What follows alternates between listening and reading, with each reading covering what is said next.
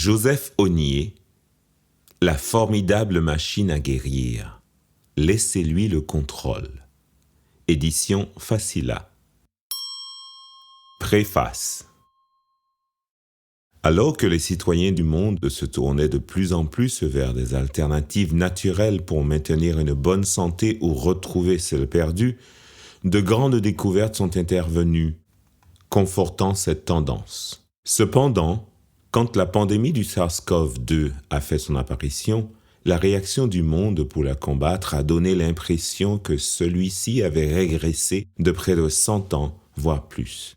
Dans cet ouvrage, je veux mettre en lumière une partie des travaux qui auraient permis de faire autrement s'ils avaient été pris en compte, voire même complètement changer les manières de soigner, tout au plus les auraient remis en question.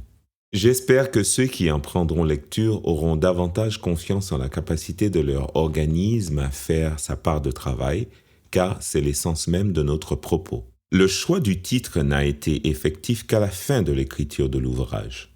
Sans entrer en conflit avec de grands intérêts, il devait, d'emblée, éclairer le lecteur sur le fait que sa santé est précieuse, si précieuse qu'elle est cotée en bourse, ce dont il ne tire aucun bénéfice vu les spéculations qui oscillent entre les pouvoirs financiers et les choix parfois hasardeux qui suivent toujours une logique économique et financière.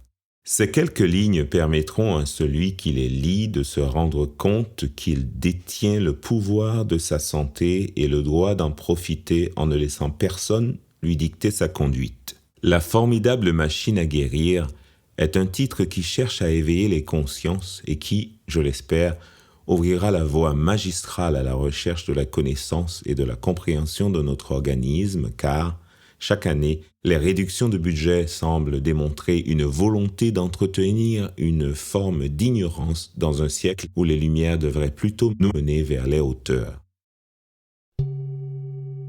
Avant-propos.